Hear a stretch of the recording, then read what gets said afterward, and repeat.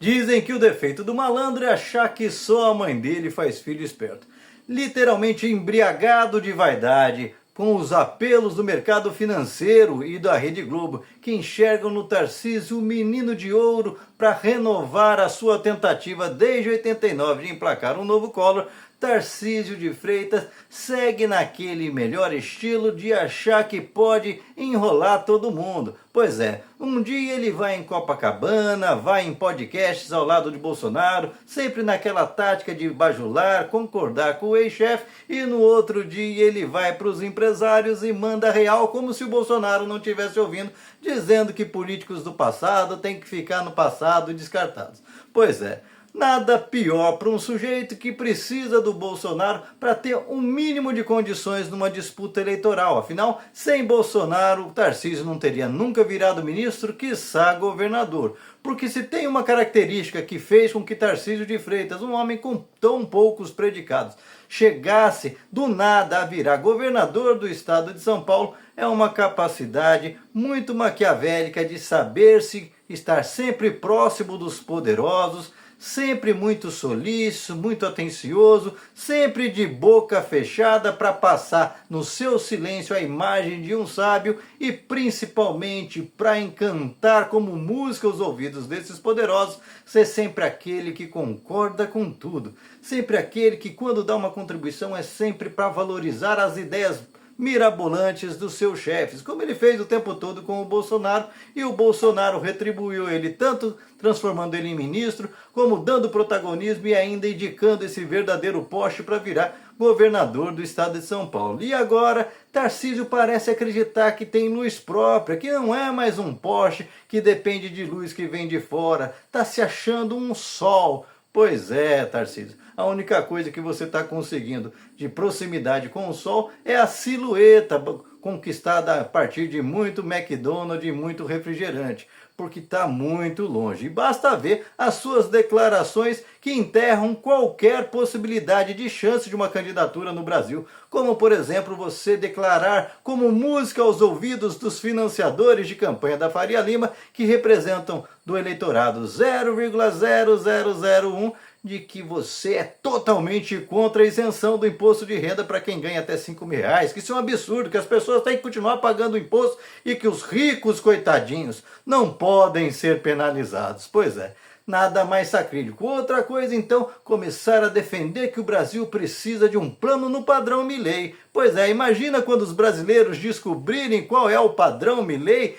senhor Tarcísio, que é, por exemplo, fazer esse ajuste que você diz, muito rigoroso e muito corajoso, cortando a aposentadoria das pessoas pela metade do que vale, destruindo a aposentadoria, acabando com todos os benefícios e serviços sociais que o país presta, por exemplo, dilapidando, acabando com o SUS, forçando as pessoas que precisarem de atendimento médico naquela mesma realidade violenta e cruel dos Estados Unidos, que se você não tiver dinheiro você não é atendido, acabar com a escola pública, acabar com o serviço de transporte público, subsídio no transporte público. Pois é, inclusive ele fala muito, mas não faz, tanto que no estado de São Paulo, boa parte dessas privatizações que ele faz e das concessões de linhas de metrô, linha de trem e outras, sempre é no intuito de continuar subsidiando, ou seja, a parte grossa da passagem é o Estado que paga pela ineficiência da iniciativa privada, que fica vendendo ouros de eficiência, logicamente com patrocínio público. E aí, corta tudo, vai acontecer o que, São Paulo? Uma passagem de ônibus vai custar R$15?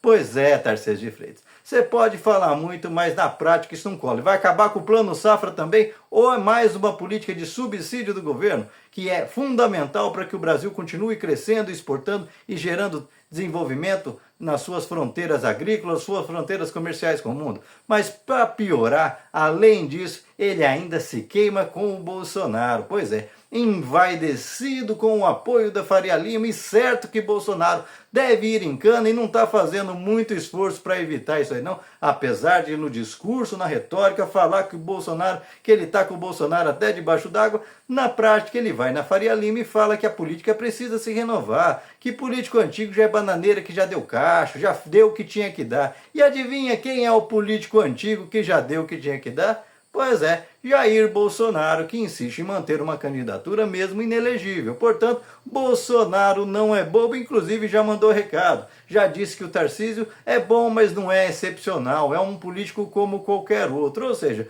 Bolsonaro tá ligado que se o Tarcísio, mesmo agora que precisa ainda do Bolsonaro, já faz um aceno para cá, outro para lá, acendendo uma vela para Deus e outra para o diabo, uma vela para o Bolsonaro e outra para o mercado financeiro, que garantias o Bolsonaro tem que uma vez no poder, Tarcísio de Freitas vai se queimar para tirar Bolsonaro da cadeia?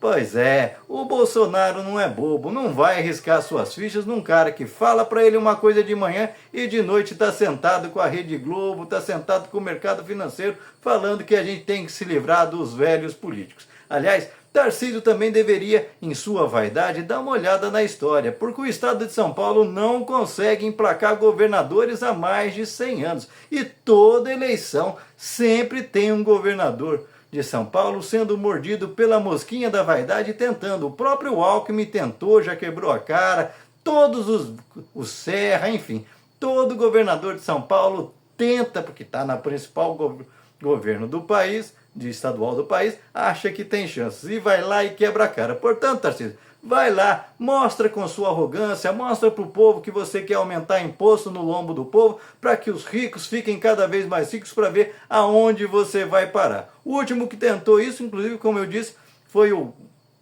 o Meirelles, que saiu com 1% da eleição, depois teve o Geraldo Alckmin também, com o mesmo apoio que você está tendo aí do mercado financeiro, da Rede Globo, a tonelada de partido em volta dele, e foi superado pelo Bolsonaro, que nem tempo de TV tem. Aliás, o outro único paulista que conseguiu nesses últimos 120 anos chegar à presidência da República, assim, de maneira por meio de cargos políticos, foi o Jânio Quadros. Mas o Jânio Quadros não foi porque era governador, porque usou a máquina para se autoprojetar. Muito pelo contrário, Tarcísio de Freitas. Se você procurar, o Jânio Quadros nada mais é que o Bolsonaro do passado. Um sujeito que pregava moralismo barato, que tinha uma retórica, um convencimento, tinha carisma, coisa que claramente você não tem. Tanto que você depende do carisma do Bolsonaro para tentar se deslanchar, porque você não convence ninguém. Você tem um discurso no melhor estilo Rolando Lero, puro somebody love. Toda vez que você é questionado, é um discursinho